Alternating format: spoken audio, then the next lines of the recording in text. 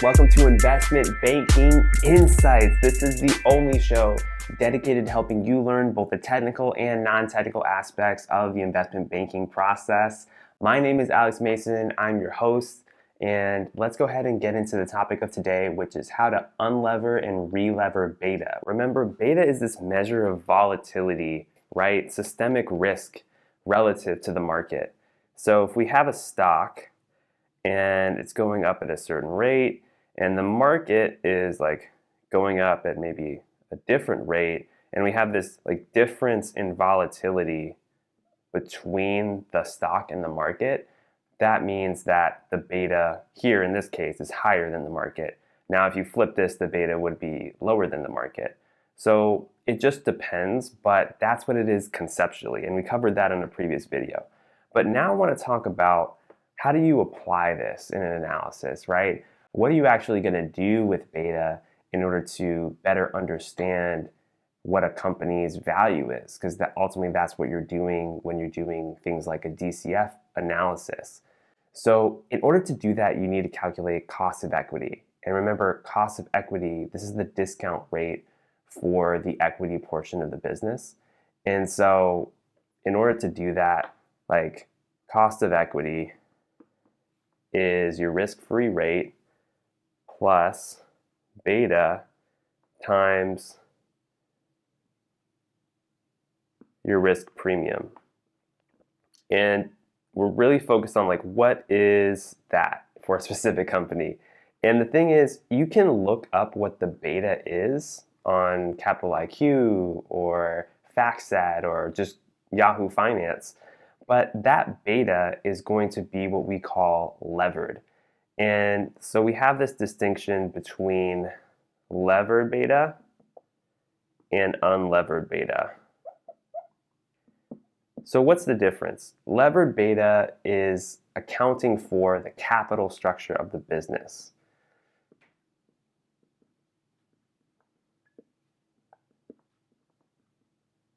Whereas the unlevered beta, it doesn't. It's really focused on the movements of the asset itself. So this is no capital structure. And let me make this even more plain. So with levered beta, it accounts for the fact that a company may have a really high debt burden, for example. Whereas if you take the exact same company with a lower debt burden, it's going to have a different levered beta, right? And that makes sense because beta, remember, we're talking about risk here.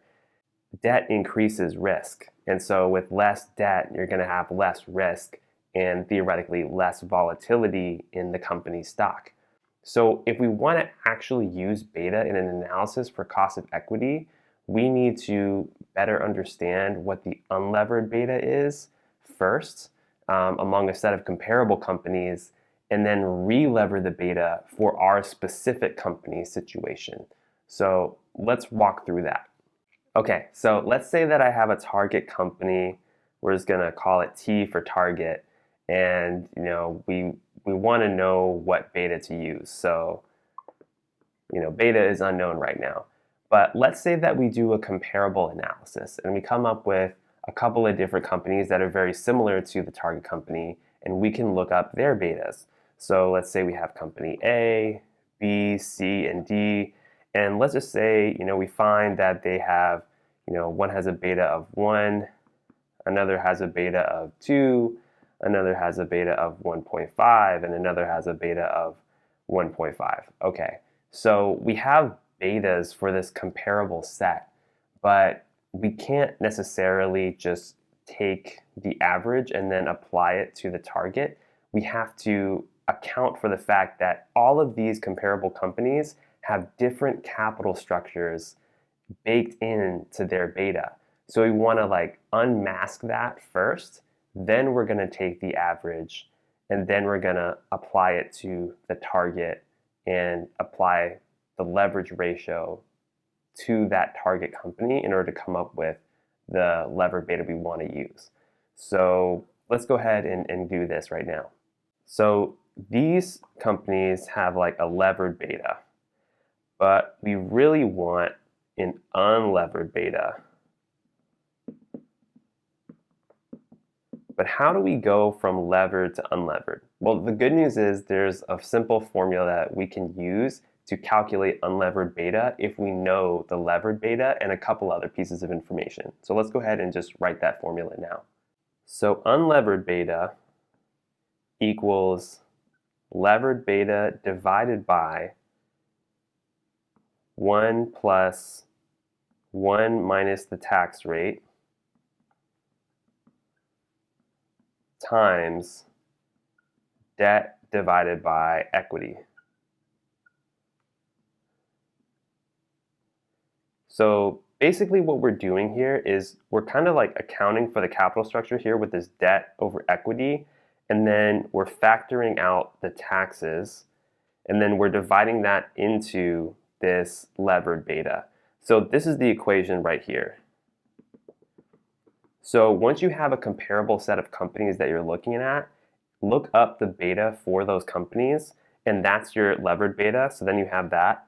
Assume a certain tax rate for that company, and then you're also going to look at the balance sheet of that company to figure out the debt versus equity ratio. Or you could just look up the ratio because that's easily accessible from financial portals. So now you have all the pieces of the equation. You can solve for this unlevered beta. So you're going to go ahead and do that for each company in your comparable set, and then move on to the next step. Okay, so let's say that you just have some number. I'm just going to make up some numbers here. And these aren't real numbers, but just for the sake of illustration. So now that you have your unlevered betas for your comparable set, now we're going to take the average of them. So, we're going to go ahead and take the average. So this is somewhere around like 1.2 or something. I'm just estimating here. So now we have an average unlevered beta for our comparable set of companies. Now what we can do is apply that unlevered beta over to our target company and re-lever it.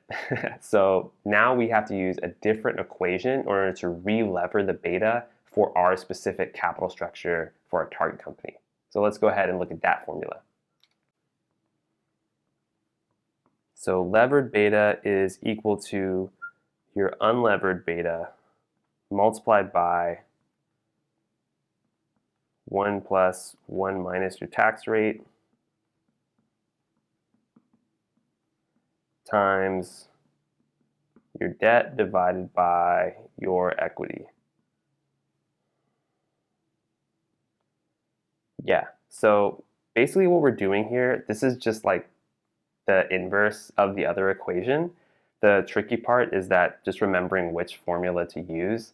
But conceptually, the important thing is that you understand what's going on here. The equations, you can always look up equations, right?